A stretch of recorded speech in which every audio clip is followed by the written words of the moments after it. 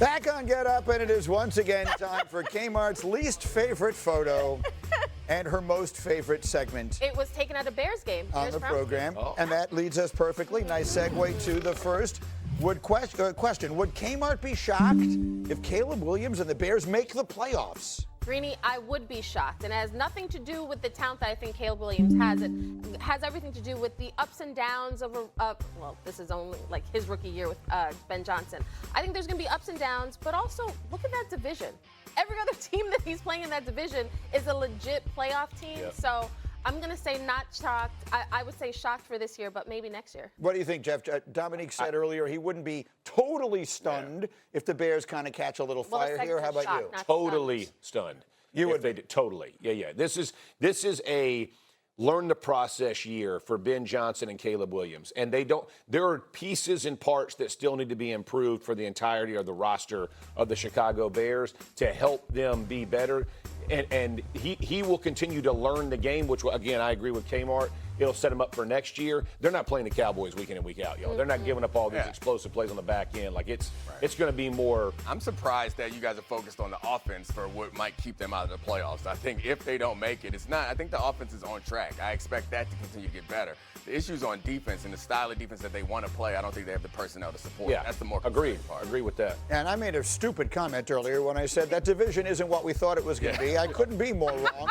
The Lions are ridiculously good. The Packers stubbed their toe, but they're ridiculously good. Minnesota, without their starting quarterback, just won a game 100-6. Oh, I thought you were talking about the Ravens. I didn't know. Over there with Dominique. Players mess up, Greeny. Yeah, come on, Greeny, get your game right. I had a moment of just absolutely not knowing North what I was Carolina talking comment about. that. Not my best moment. The Carolina thing was Nick's fault. sorry, I All right, let's go back to Kmart. Come on. Kimberly, would you be shocked if the Lions make the Super Bowl this year? Are you kidding? Not shocked. Listen, they're loaded. And this is a team where their window is still open. They got the quarterback.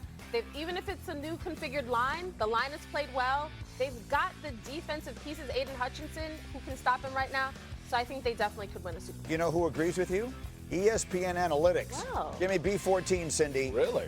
The Detroit Lions are now the favorite to win the NFC, according to our analytics, with a 20% chance. Wow. By the way, the highest probability of making the Super Bowl in the entire league is the Bills. So Bills-Lions is the likeliest Super Bowl. That was my preseason pick. Just thought I'd say that out loud. What That did I would be pick? such a cute Super Bowl. Lions-Bills. Both of those teams really deserve a championship at some point. That would be lit. I mean, that would That would be lit. That would be lit. It would be lit. I mean, don't you think those fan bases could take over Santa Clara or San Francisco or wherever it is? Where's the off button?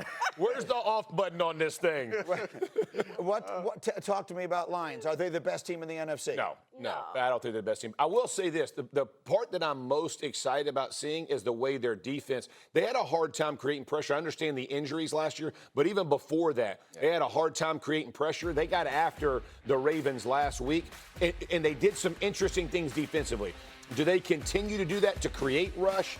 That's what I'm excited about seeing. Your answer is no because of the Eagles? Just to be clear, like correct. That's the team? Go ahead, John. I like when Jeff started talking about their defense.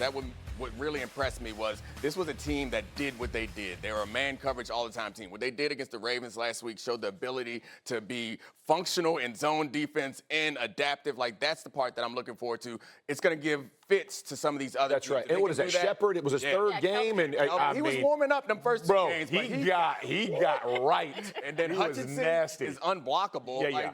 That team, that defense continues to get better under Shepard. I think that they'll be really good. Lit. Okay, that would be a. I don't know why everyone is so surprised by that. That's a word that has definitely worked its way into the general population. Okay, Just like it felt awkward. One more. One more. Kmart, would you be shocked trying. now that the Giants have gone to Jackson Dart? Yeah. Would you be shocked if the Cleveland Browns are the next team to go away from the aging veteran and go to one of the rookies? Okay, I need some nuance with this one. I would say not shocked, especially if Joe Flacco and this offense continue to sort of scuffle along, because now we're looking at this defense again. Like, the Browns have a playoff caliber defense, and it's the offense holding them back. I think if Joe Flacco and the offense doesn't get right soon, and we've seen the Giants make the change, if Jackson Dart plays well, I think in that market between the fans and the media, Kevin Stefanski will have to answer the question of, you got two capable backups on the bench. Can you turn to them?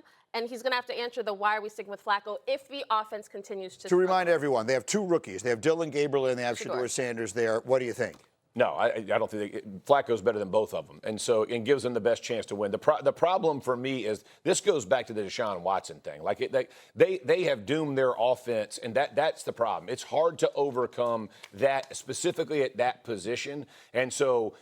If you're trying to rookie or a young kid and he's trying to come in and do this, does it give you a spark? Maybe, but they don't even know what they don't know yet, and the confusion on that side of the ball can get increasingly difficult.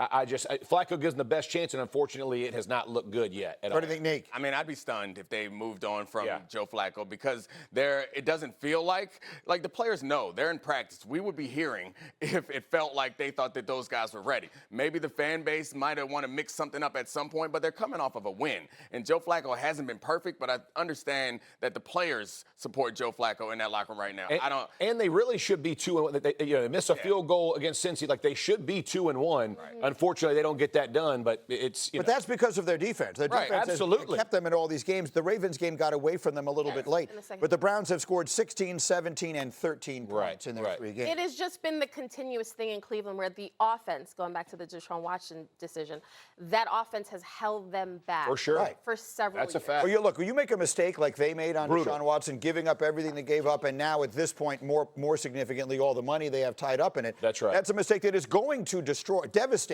your franchise. The question is, can they do better than what they have? Would these rookies make it better? Russell You think Wilson. Myles Garrett can play quarterback? He's so good. Like he's obviously. What about Russ? We put Russ over there? Stop it. We're going to replace Joe Flacco with Russell Wilson. I mean, let's go. The 2 aging guys, bring them in. Let them rotate. I was joking. I was too. Okay. You thought I was for. I'm talking about 2 rookies. Serious. I'm talking about 2 rookies. You're talking about 2 guys who eat dinner at 5 o'clock at night, which, don't get me wrong.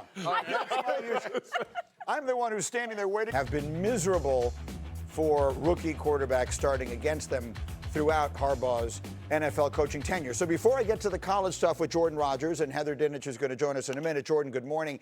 I thought let's get perspective from someone who saw every throw Jackson Dart made in the SEC last year and all of that.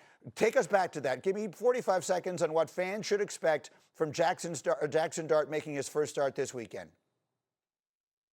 Yeah, probably covered 8 or 9 of his games personally over the 3 years he was at Ole Miss. I think the first thing that stands out, he's unflappable. Nothing phases this kid. The moment is never too big. The biggest development I saw from year 1 to year 3 at Ole Miss was his ability to be accurate pushing the ball downfield. Not like a Russell Wilson rainbow deep shot. He actually excels at the deep back shoulder throw. Extremely accurate. Obviously, the mobility is great. He's big. He's thicker than you think. So he's a physical runner. But I think the biggest maybe misconception in this Lane Kiffin offense is when you go fast, the quarterback doesn't have to read anything. Not true. Lane and Charlie Weis gave him more control at the line of scrimmage than any quarterback they've had. He had to process quickly pre-snap because they go at a fast tempo. He had to process quickly post-snap. So he is absolutely ready for this opportunity. There's going to be rookie mistakes, no doubt, Greeny, but he's built for this moment. Okay, love it. I'm glad that we got that insight there. In the meantime, let's now shift our attention to college football, and we'll bring Heather in.